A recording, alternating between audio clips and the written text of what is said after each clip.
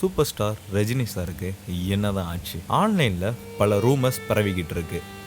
Apollo ஹாஸ்பிட்டல்ல என்ன நடக்குது? சூப்பர் ஸ்டாருக்கு ஹார்ட் அட்டாக்கா? வாங்க என்ன நடந்துச்சுன்னு பார்க்கலாம்.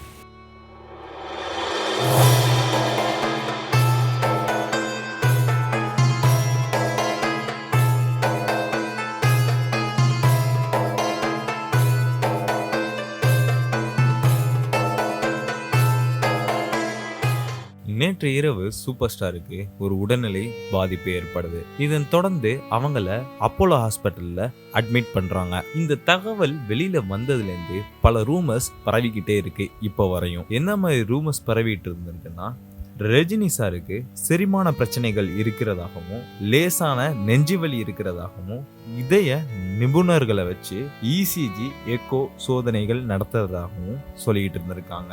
ரஜினி சாருக்கு லிட்ரலி ஆபரேஷன் பண்ண போறாங்க அப்படிங்கிற அளவுக்கு ரூமர்ஸ் பரவிட்டு இருந்திருக்கு. உண்மையிலே என்னதான் நடந்துச்சு?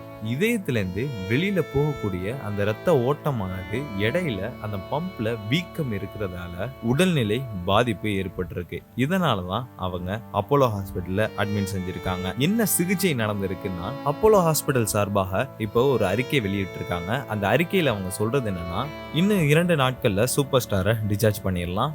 ஒரு ப்ராப்ளமும் இங்க இல்ல. அவங்க கியூரா இருக்காங்க, நல்லா இருக்காங்க.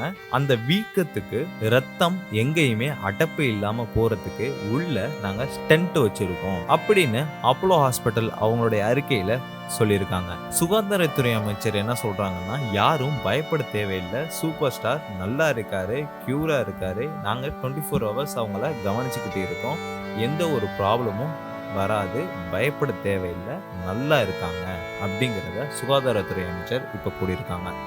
இந்த இன்ஃபர்மேஷன் உங்களுக்கு பிடிச்சிருந்தா மறக்காம லைக் பண்ணி, ஷேர் பண்ணி, கமெண்ட் பண்ணிடுங்க.